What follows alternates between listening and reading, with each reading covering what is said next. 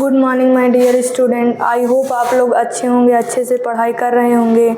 आइए हम केमिस्ट्री का चैप्टर 2 पढ़ने जा रहे थे, अम्ल, क्षार एवं लवण। कल हम पार्ट 1 पढ़ाए थे, आज हम पार्ट 2 पढ़ाने जा रहे थे। आइए देखते हैं क्या था पार्ट 2 में। प्रबल एवं दुर्बल क्षारक क्या होते हैं। क्या प्रबल एवं दुर्बल क्षारक क्या होते हैं। उसके पहले हम लोग कल बताए थे कि क्षारक किसे कहते हैं। तो क्षारक वे पदार्थ होते हैं जो लाल लिटमस पेपर को क्या कर देते हैं, नीला कर देते हैं और जलीय विलयन में OH- आयन प्रदान करते हैं। उसे हम क्या कहते हैं, क्षारक कहते हैं। जैसे कि अब क्षारक कितने प्रकार के होते हैं, तो क्षारक 2 प्रकार के होते हैं। कौन कौन से, एक तो होता है प्रबल क्षारक, एक होता है दुर्बल क्षारक। आइए हम आगे देखते हैं प्रबल क्षारक किसे कहते हैं। तो प्रबल क्षारक में वे क्षारक जो जल में पूर्णतः आयनित या वियोजित होकर, क्या वे क्षारक जो जल में पूर्णतः आयनित या वियोजित होकर अधिक मात्रा में OH- आयन प्रदान करे, उसे हम क्या कहते हैं, प्रबल क्षारक। तो इसमें वियोजित या आयनित का मतलब क्या होता है, डूबकर या डुबोकर, मतलब कि आयनित होकर हाइड्रोक्साइड आयन प्रदान करे, उसे हम क्या कहेंगे, प्रबल अम्ल। जैसे एग्जाम्पल में क्या था, KOH, NaOH, BaOH का होल टॉइस, सॉरी यहाँ BaOH का होल टॉइस होगा। आइए जैसे इसका हम देखेंगे, KOH है, यहाँ पर KOH है। जब हम इसको तोड़ेंगे तो इसमें क्या बनेगा, एक तो है पोटेशियम, दूसरा हाइड्रोक्साइड। इसको हम क्या बोलेंगे, पोटेशियम हाइड्रोक्साइड। जब इसको हम तोड़ेंगे यहाँ पर K+OH-। अब देखेंगे लास्ट में क्या प्राप्त हो रहा है, OH। तो ये क्या है, प्रबल अम्ल, मतलब जिसके मतलब वो पूर्णतः जब आयनित होता है तो जिसके लास्ट में OH- आयन प्रदान हो, उसे ही हम क्या कहेंगे, प्रबल क्षारक कहेंगे। और ये लगता है ये दूसरा था, मतलब ये इसमें नहीं रहेगा।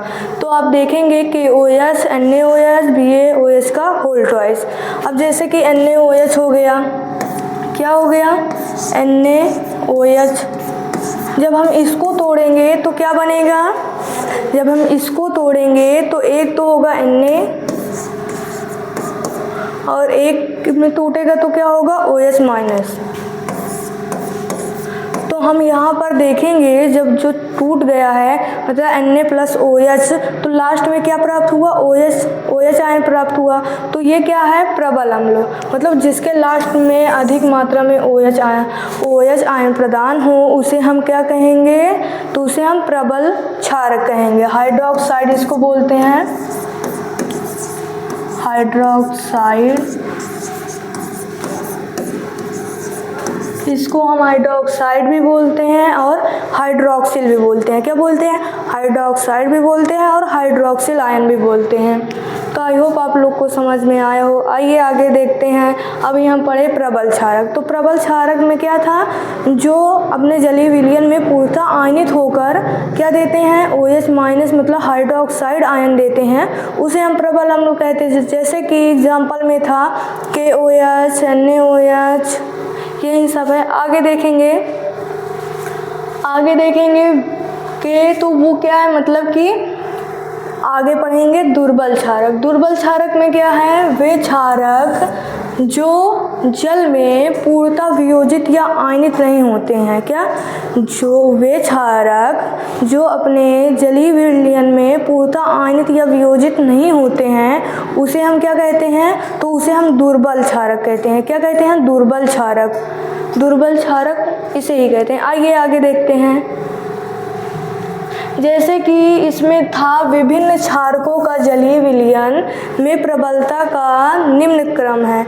जैसे कि हम लोग दुर्बल क्षारक में क्या देखे थे, मतलब कि दुर्बल क्षारक का एग्जाम्पल आइए देखते हैं। ये किसका है, ये है प्रबल क्षारक का एग्जाम्पल।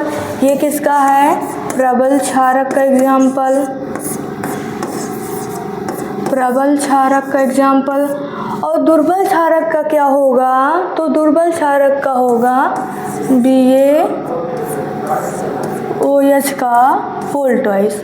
ये क्या है? ये है दुर्बल क्षारक। ये क्या है? दुर्बल क्षारक। इसी को हम क्या कहते हैं? दुर्बल क्षारक। अब देखिए कि कौन किससे अधिक क्षारक मतलब अधिक प्रबल क्षारक होता है, तो इसका भी एक श्रेणी है, मतलब कि क्षारक का एक निम्न क्रम है। जैसे कि हम देखे हैं कि OH क्या होता है? सबसे अधिक क्षारक, मतलब ये सबसे अधिक है, मतलब सबसे अधिक मतलब कि प्रबल क्षारक है। क्या है? सबसे अधिक प्रबल क्षारक है। और दूसरे नंबर पे क्या आता है? दूसरे नंबर पे आता है NaOH आता है। दूसरे नंबर पे क्या आता है? NaOH आता है। तीसरे नंबर पे क्या आएगा? NH4OH, जिसको हम बोलते हैं अमोनियम हाइड्रोक्साइड। अभी हम कल बताए थे NH4 को हम क्या बोलते हैं? अमोनियम बोलते हैं। NH4 को हम क्या बोलते हैं? अमोनियम बोलते हैं। और NH3 को हम क्या बोलते हैं? तो अमोनिया बोलते हैं। NH3 को क्या बोलते हैं? अमोनिया। NH3 को अमोनिया बोलते हैं। NH3 को अमोनिया बोलते हैं। तो यहाँ पर देखेंगे तो तीसरे नंबर पे क्या आएगा? NH4OH। क्या आएगा? NH4OH आएगा। और लास्ट में क्या आएगा? Barium hydroxide. क्या आएगा? Barium hydroxide. लास्ट में क्या आएगा? Barium hydroxide. क्या आएगा? Barium hydroxide. आइए आगे देखते हैं।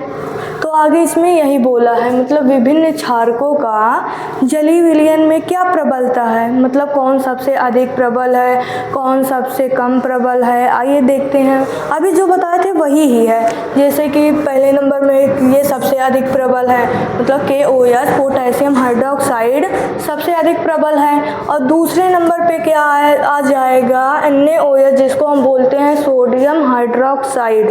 क्या बोलते हैं? Sodium hydroxide. तीसरे नंबर पे आएगा अमोनियम हाइड्रोक्साइड। क्या आएगा? Ammonium hydroxide. और चौथे नंबर पे आएगा बेरियम हाइड्रोक्साइड। क्या आएगा? Barium hydroxide. आइए हम अब जानते हैं कि अम्ल किसे कहते हैं, मतलब कि जैसे प्राकृतिक स्रोत हो गया तो उसको हम अम्ल में कौन सा नाम देंगे, उसका क्या नाम होगा। जैसे प्राकृतिक स्रोत में नींबू हो गया, संतरा हो गया, दही हो गया, इन सभी का अम्ल में कौन सा नाम, कैसा नाम होगा, आइए देखते हैं। जैसे कि नंबर 1 पर है, क्या है? सिरका। सिरका को हम क्या बोलते हैं? मतलब ये तो प्राकृतिक स्रोत है, मतलब सिरका क्या है? प्राकृतिक स्रोत है। इसको हम अम्ल में कौन सा नाम देंगे? तो सिरका को हम बोलते हैं एसिटिक अम्ल। क्या बोलते हैं? एसिटिक अम्ल। क्या? एसिटिक अम्ल। आइए दूसरे नंबर पे जानते हैं संतरा। संतरा को क्या बोलते हैं? मतलब इसमें कौन सा अम्ल होगा? इसमें सिट्रिक अम्ल होता है। क्या? सिट्रिक अम्ल। और तीसरा है इमली। इमली में कौन सा अम्ल पाया जाता है? तो इमली में टार्टरिक अम्ल। क्या? टार्टरिक अम्ल पाया जाता है। और चौथा नंबर हो गया टमाटर। टमाटर में कौन सा अम्ल पाया जाता है? ऑक्सैलिक। कौन? ऑक्सैलिक पाया जाता है। क्या पाया जाता है? ऑक्सैलिक। आइए आगे देखते हैं। जैसे खट्टा दूध हो गया, खट्टा दूध को हम दही भी बोलते हैं। इसमें कौन सा अम्ल पाया जाता है? इसमें लैक्टिक अम्ल पाया जाता है। कौन सा अम्ल? लैक्टिक अम्ल। इसमें खट्टा दूध या दही में लैक्टिक अम्ल पाया जाता है। अब हो गया नींबू। नींबू में कौन सा अम्ल पाया जाएगा? तो नींबू में सिट्रिक अम्ल। क्या? नींबू में सिट्रिक अम्ल पाया जाएगा। आइए आगे देखते हैं। चींटी के डंक में कौन सा अम्ल पाया जाता है? मतलब चींटी के डंक में कौन सा अम्ल पाया जाता है? जब चींटी काटती है तो लोगों को दर्द होता है ना, तो उसमें कौन सा अम्ल पाया जाता है? आइए देखते हैं। उसमें पाया जाता है मेथेनोइक अम्ल। क्या पाया जाता है? मेथेनोइक अम्ल। उसका जो डंक होता है उसके डंक में ही कौन सा अम्ल पाया जाता है? तो मेथेनोइक अम्ल। और रही बात निटल, निटल के डंक में भी कौन सा पाया जाता है? निटल के डंक में भी मेथेनोइक अम्ल पाया जाता है। क्या पाया जाता है? मेथेनोइक अम्ल। अब देखेंगे मेथेनोइक का सूत्र क्या होगा। मेथेनोइक का तो HCl HCOOH। मेथेनोइक का क्या होगा? HCOOH। ये है मेथेनोइक का। मेथेनोइक अम्ल इसमें भी वही होगा, मेथेनोइक में यही मतलब अम्ल इसमें नेटल के डंक में भी पाया जाएगा। आइए आगे देखते हैं। आगे भी यही चीज़ है, ये दोबारा आ चुकी है। आगे देखेंगे जैसे कि हो गया विलयन। क्या हो गया? विलयन। तो विलयन के पहले हम क्या पढ़ेंगे? पहले हम पढ़ते हैं क्षारक की अम्लीयता, फिर उसके बाद हम पढ़ेंगे पीएच मान। पीएच मान किसे कहते हैं, फिर देखेंगे किसमें किसका पीएच मान कितना होता है। आइए पहले हम इसको देख लेते हैं। इसमें क्या है? जैसे क्षारक की अम्लीयता। क्या है? क्षारक की अम्लीयता मतलब एसिडिटी ऑफ बेसेस। क्या? Acidity of bases. आइए देखते हैं इसमें। तो इसमें क्या है? तो इसमें है किसी क्षारक के, क्या बोला है? किसी क्षारक के एक अणु में उपस्थित, किसी क्षारक के एक अणु में उपस्थित प्रतिस्थापन योग्य हाइड्रोक्सिल आयन की संख्या उस क्षारक की अम्लीयता कहलाती है। क्या? उस मतलब इसमें कहने का इतना ही मतलब है, जो कोई क्षारक है, क्या क्षारक है, एक अणु में उपस्थित प्रतिस्थापन योग्य मतलब जो प्रतिस्थापन करने योग्य हो हाइड्रोक्सिल आयन की संख्या उस क्षारक की क्या कहलाती है? मतलब जो हाइड्रोक्साइड आयनों की संख्या है वही क्या कहलाएगी? क्षारक की अम्लीयता कहलाएगी। जैसे एग्जाम्पल में देखेंगे, क्षारक हो गया NH4OH KCN, और आगे देखेंगे CaOH का होल ट्वाइस, MgOH का होल ट्वाइस, और इसमें क्या है? FeOH का मतलब FeOH का होल थ्राइस, इसमें भी AlOH का होल थ्राइस। अब देखेंगे कि इसमें हाइड्रोक्साइड कितनी है, इस मतलब इसमें हाइड्रोक्साइड कितनी इसकी संख्या है। तो देखेंगे NH4OH, क्या करेंगे? NH4OH में देखेंगे तो इसमें देखेंगे कि हाइड्रोक्साइड कितना है। कितना है हाइड्रोक्साइड? तो इसमें हाइड्रोक्साइड की संख्या कितनी है? 1 है। इसमें हाइड्रोक्साइड की संख्या कितनी है? 1 है। तो बस यही हाइड्रोक्साइड की संख्या को हम क्या कहते हैं? क्षारक की अम्लीयता। क्या कहते हैं? क्षारक की अम्लीयता। जैसे हम ले लें CaOH का होल ट्वाइस। अब इसमें बताइए कि इसमें कितने हाइड्रोक्साइड आयन हैं? कितने हाइड्रोक्साइड आयन हैं? तो इसमें कितने होंगे? 2 होंगे। कितने? 2 होंगे। यहाँ पर 2 लग गए ना, तो मतलब इसमें हाइड्रोक्साइड आयनों की संख्या 2 है। अब रही बात हम इसमें देखेंगे MgOH का होल ट्वाइस, इसमें कितना हाइड्रोक्साइड आयनों की संख्या? इसमें भी कितनी है? 2 है। समझ में आया ना? मतलब हाइड्रोक्साइड आयनों की संख्या को ही हम क्या कहते हैं? क्षारक की अम्लीयता। हाइड्रोक्साइड आयनों की संख्या को ही हम क्या कहेंगे? क्षारक की अम्लीयता। और जैसे हो गया FeOH का होल थ्राइस, इसमें हाइड्रोक्साइड आयनों की संख्या कितनी है? 3 है। वही ऐसे हो गया AlOH का होल थ्राइस, इसमें आयनों की संख्या कितनी है? 3 है। कितनी है? 3 है। आई होप आप लोग को समझ में आया हो। आइए हम आगे देखते हैं। आगे क्या है? तो आगे हम पढ़ेंगे पीएच मान। क्या पढ़ेंगे? पीएच मान। क्या पढ़ेंगे? पीएच मान किसे कहते हैं? आइए देखते हैं पीएच मान किसे कहते हैं। तो सोरेनसन, क्या है? सोरेनसन। सोरेनसन क्या थे? एक वैज्ञानिक थे। उन्होंने क्या बताया? आइए देखते हैं। सोरेनसन ने बताया कि किसी विलयन में उपस्थित, क्या? सोरेनसन ने बताया कि किसी विलयन में उपस्थित हाइड्रोजन आयन सांद्रता के ऋणात्मक लघु गुणक को, मतलब हाइड्रोजन आयन सांद्रता के ऋणात्मक लघु गुणक को उस विलयन का हम क्या कहेंगे? पीएच मान कहेंगे। आप या तो परिभाषा मतलब पीएच वैल्यू याद करें, या तो आप सूत्र भी याद कर सकते हैं। आप दोनों से क्या बना सकते हैं? डिफिनीशन अपने आप से बना सकते हैं। जैसे कि सूत्र देखेंगे तो यहाँ पीएच बराबर क्या है?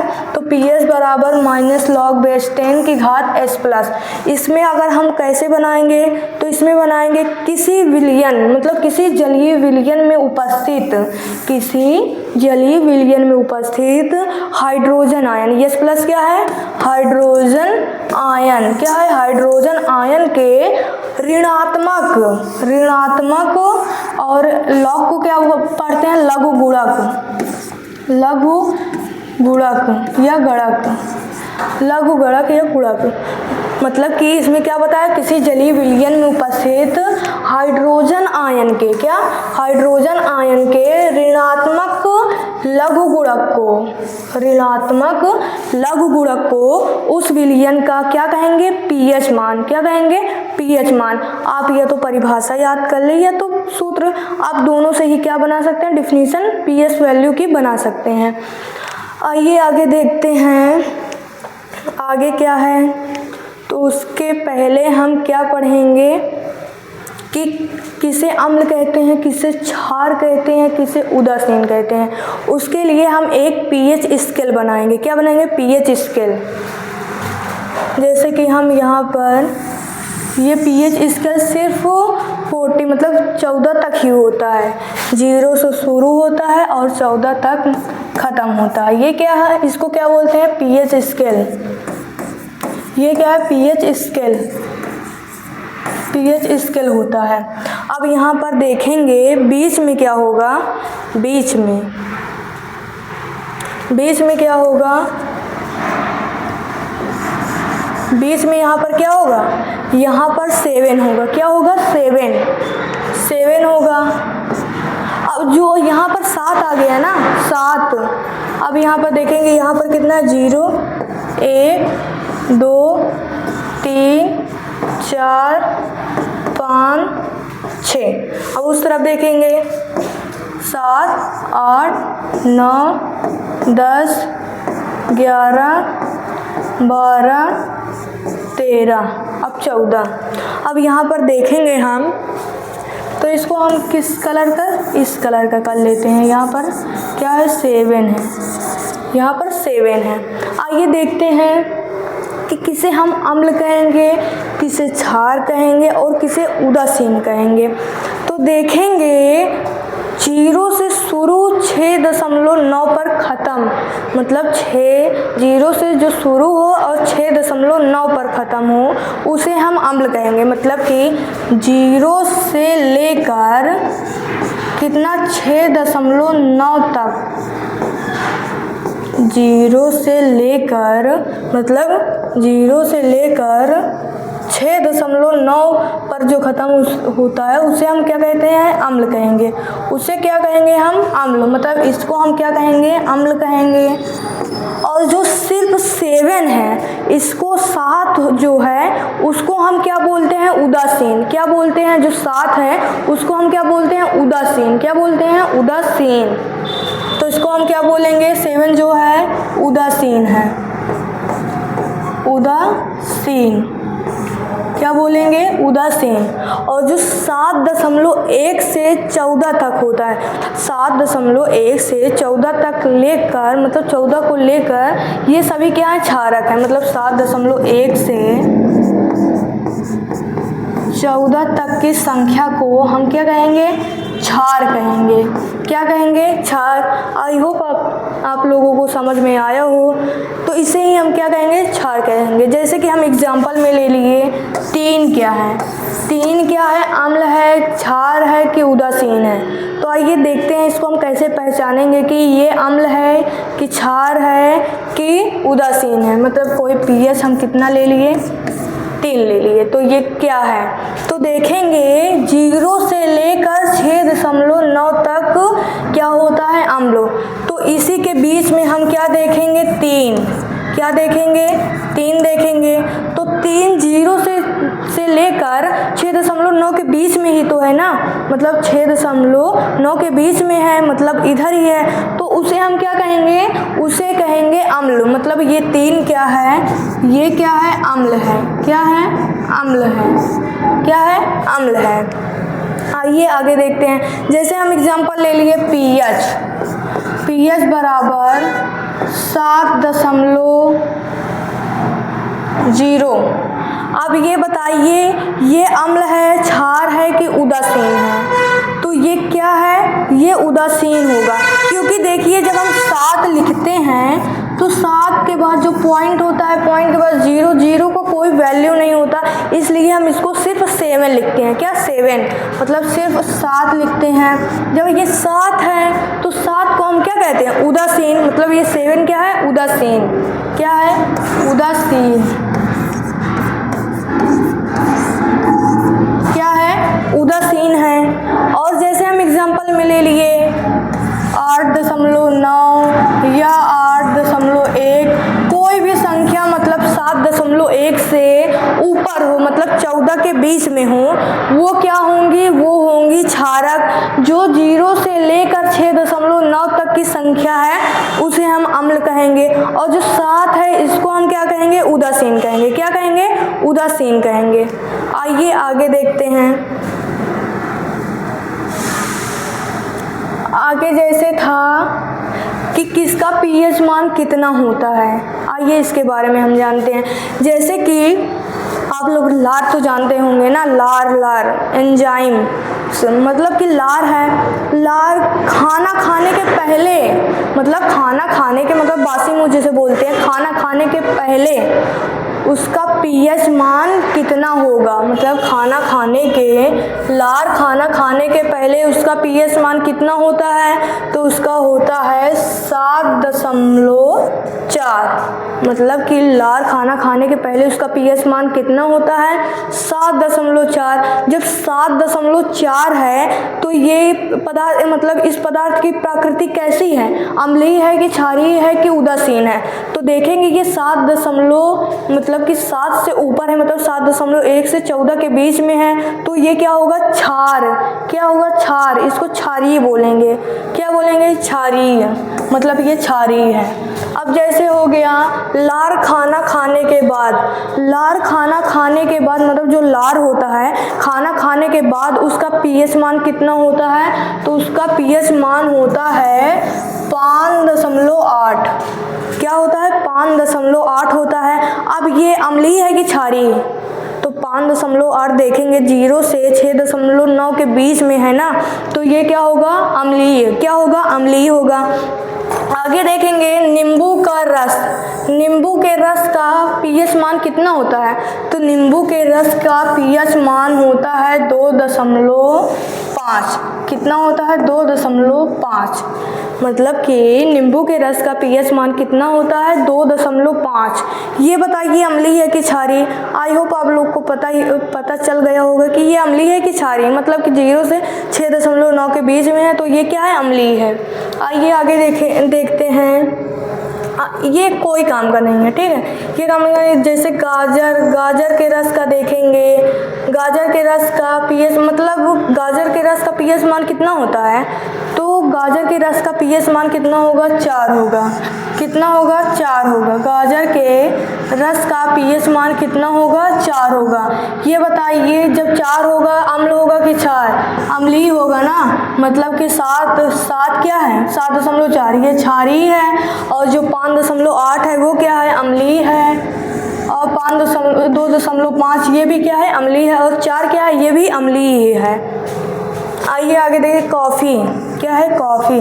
कॉफ़ी का पीएच मान कितना होगा, तो कॉफ़ी का पीएच मान 5 होता है। कितना होता है, 5 होता है। कॉफ़ी का पीएच मान 5 होता है, तो वो अम्लीय होगा ना। आइए आगे देखते हैं टमाटर के रस का पीएच मान कितना होता है, टमाटर, तो इसका होता है 4.1। कितना होता है, 4.1 है, तो ये क्या है, अम्लीय। क्या है, अम्लीय है। आइए आगे देखते हैं जो नल का जल है, नल के जल का पीएच मान कितना होता है, तो इसका पीएच मान कितना होगा, 7 होगा। जब पीएच मान 7 होगा तो वो क्या है, अम्लीय की, क्षारीय की, उदासीन, तो वो क्या होगा, उदासीन होगा। क्या होगा, उदासीन होगा। आई होप आप लोग को समझ में आया होगा। अगर आपको ये वीडियो पसंद आई हो तो लाइक करें, सब्सक्राइब करें और दोस्तों के साथ शेयर करना ना भूलिएगा। मिलते हैं नेक्स्ट वीडियो में।